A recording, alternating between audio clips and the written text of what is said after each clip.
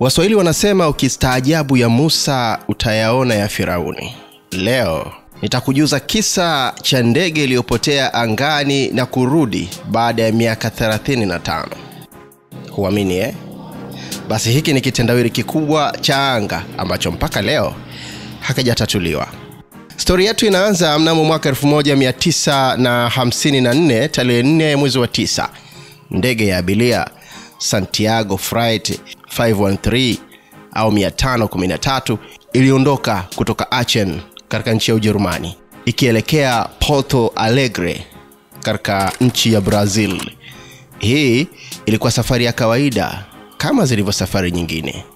Abiria walikuwa wamekaa kwenye viti vyao, wahudumu wa ndege wakahakikisha kila kitu kiko sawa na rubani alikuwa tayari kupaa. Hakuna aliyekuwa na wasiwasi na safari hiyo, kwani hili ilikuwa ni moja kati ya safari za kawaida zinazofanywa kila siku kati ya Ulaya na Amerika ya Kusini. Lakini kitu cha kushangaza kilitokea. Baada ya masaa machache angani, ndege hiyo ilipotea ghafla kutoka kwenye rada. Hakukuwa na ishara za hitilafu yoyote.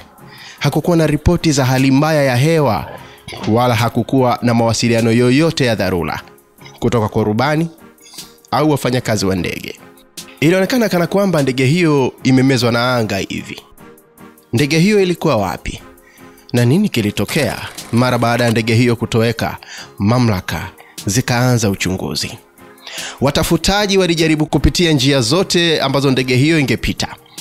Wakatafuta mabaki, ishara za ajali au chochote kinachoweza kueleza kilichotokea, lakini hakuna kilichopatikana. Mwezi mmoja ulipita, hakuna dalili ya kuipata ndege hiyo Santiago Flight 513. Mwaka mmoja ulipita, hakuna habari mpya. Miaka ikaanza kupita na hatimaye watu walikubali kuwa ndege hiyo ilishuka baharini au ilipata ajali mahali pasipojulikana, na abiria wote walihesabiwa kuwa wamekufa. Basi bwana, watu wakasahau na rekodi za Santiago Flight 513 zikawekwa kwenye faili za ajali zisizotatuliwa. Lakini baada ya miaka 35, kitu cha kushangaza kikatokea. Hiyo ilikuwa ni siku ya tarehe 12 ya mwezi wa 10 ya mwaka 1989. Mnara wa uangalizi wa ndege katika uwanja wa ndege wa Porto Alegre, Brazil, uliona ndege isiyojulikana ikikaribia kutua. Hapa wafanyakazi wa mnara wakajaribu kuwasiliana na rubani kwa kutumia radio, lakini rubani hakujibu chochote. Kitu cha kushangaza ni kwamba ndege hiyo ilionekana kuwa na muundo wa zamani sana. Muundo wa miaka 1950 huko. Haikuwa kawaida kuona ndege za zamani zikiruka bila taarifa. Kilichofuata kikasababisha mshangao zaidi, tena mkubwa. Ndani ya dakika chache ndege hiyo ilitua kwa utulivu kabisa, kana kwamba rubani alikuwa bado anaidhibiti. Lakini wahudumu wa uwanja huo walipokimbia kwenda kujua nini hasa kilitokea, wakaona jambo la kushtusha na kutamausha na kutisha. Wakati mlango wa ndege ulipofunguliwa, kilichoonekana kilifanya watu kupigwa na butwaa. Ndani ya ndege abiria wote walikuwa mifupa mitupu, mifupa iliyokaa kwenye viti vyao. Lakini kilichowafanya wachunguzi kushindwa kuelewa ni kwamba walikuwa bado wamevaa nguo zao, viti vyao vikiwa vimefungwa mikanda, kana kwamba walikuwa wanasafiri kama kawaida. Jambo la kushangaza zaidi ni kwamba rubani bado alikuwa ameshika usukani wa ndege, lakini naye alikuwa mifupa mitupu. Hakukuwa na dalili zozote za fujo au vurugu ndani ya ndege. Hakukuwa na alama zozote za ajali. Ni kama abiria hawa waliendelea tu na safari yao kwa miongo mitatu, lakini wakiwa wamekufa. Uchunguzi wa haraka ulianza kufanywa, lakini hakuna aliyekuwa na majibu ya wazi juu ya kitendawili hiki. Maswali yalizidi kuibuka.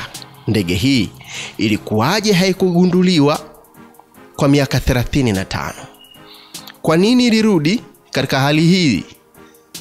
Kwa nini ilirudi ikiwa katika hali nzuri, kana kwamba haijachakaa kabisa? Je, abiria walikufa lini?